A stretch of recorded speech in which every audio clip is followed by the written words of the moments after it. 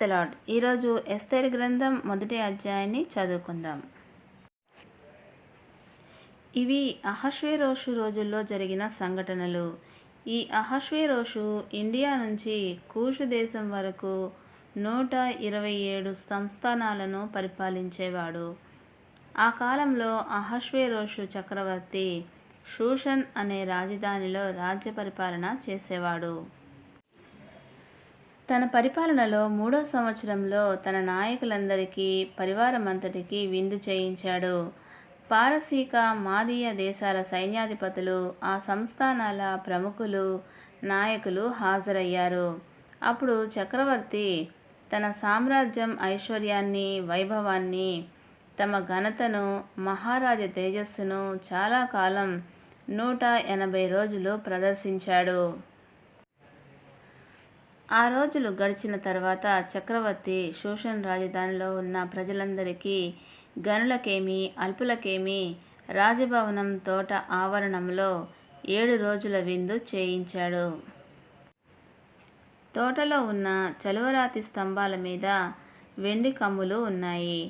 వాటికి తెల్లని తెరలు, ఊదా రంగు గల తెరలు, తెలుపు నీలిరంగు కలిసిన అవిసెనారతో చేసిన త్రాళ్లతో కట్టబడి వేలాడుతూ ఉన్నాయి.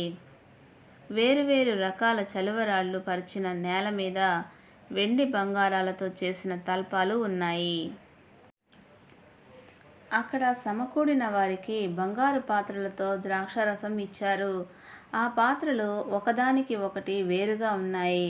చక్రవర్తి హోదాకు తగినట్టుగా ద్రాక్షారసం సమృద్ధిగా పోశారు.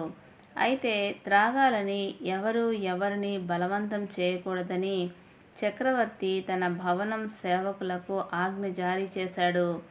ఎవరి ఇష్టం ప్రకారం వారికి పోయాలని ఆదేశించాడు. అంతలో రాణి అయిన వష్తి కూడా అహష్వేరోషు చక్రవర్తి రాజభవనంలో స్త్రీలకు విందు చేయించింది. 7వ రోజున అహష్వేరోషు చక్రవర్తి ద్రాక్ష మద్యం త్రాగి సంబరపడుతూ ఉన్నప్పుడు సమకూడిన ప్రజలకు, నాయకులకు వష్తి రాణి అందాన్ని కనుపరచుదామనుకున్నాడు. ఆమె చాలా అందగత్తె కనుక ఆమె కిరీటం ధరించుకొని తన దగ్గరికి రావాలని, ఆమెను తీసుకురమ్మని తనకు సేవ చేసే 7 నపుంసకులకు ఆజ్ఞ జారీ చేశాడు. వాళ్ళు మెహుమాన్, బిస్తా, హర్బోనా, బిక్తా, అబగ్దా, జేతర్, కర్కస్. చక్రవర్తి ఆజ్ఞను వాళ్ళు వష్తి రాణికి తెలియచేసినప్పుడు ఆమె రావడానికి ఒప్పుకోలేదు. కనుక చక్రవర్తి తీవ్ర కోపంతో మండిపడ్డాడు. న్యాయశాస్త్రాన్ని, రాజధర్మాన్ని తెలుసుకున్న వారందరి చేత చక్రవర్తి ప్రతి సంగతిని పరిష్కారం చేసుకునేవాడు. అలాంటి వాళ్ళలో కరషెన, షెతార్, అదమాత, తర్షీష్, మెరస్, మరసెన, మెముకాన్ ఉన్నారు. ఈ 7 పారసీక, మాదీయ దేశాల నాయకులు, సామ్రాజ్యంలో అందరికంటే ప్రముఖులై చక్రవర్తి సముఖంలోకి ప్రవేశం కలిగిన వాళ్ళు. చక్రవర్తి ఆ కాలజ్ఞానులను చూసి అహష్వేరోషు చక్రవర్తి నపుంసకుల చేత ఇప్పించిన ఆజ్ఞను వష్తిరాణి శిరసా వహించలేదు. న్యాయశాస్త్ర ప్రకారం ఆమెకు ఏం చేయాలి అని అడిగాడు. అందుకు మెముకాన్ చక్రవర్తితోనూ నాయకులతోనూ ఇలా జవాబిచ్చాడు.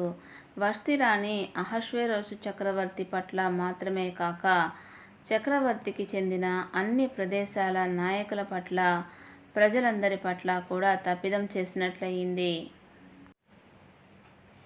ఎలాగంటే రాణి ప్రవర్తన విషయం స్త్రీలందరికీ వినబడుతుంది.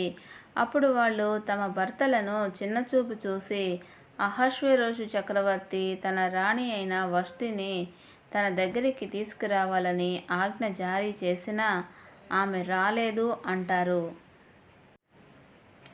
రాణి చేసిన దానిని గురించి విని పారసీక, మాదీయ నాయకుల భార్యలు కూడా నాయకులతో అలాగే మాట్లాడటం ఈరోజే ప్రారంభిస్తారు.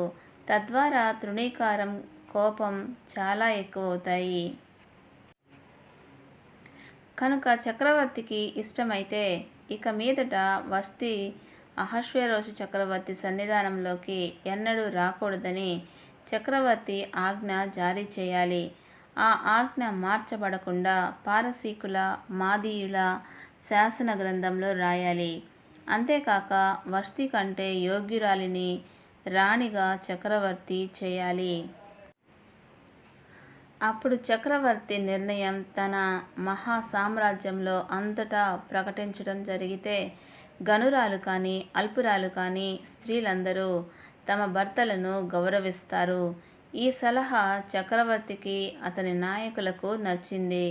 కనుక మెమూకాన్ చెప్పినట్టే చక్రవర్తి చేశాడు.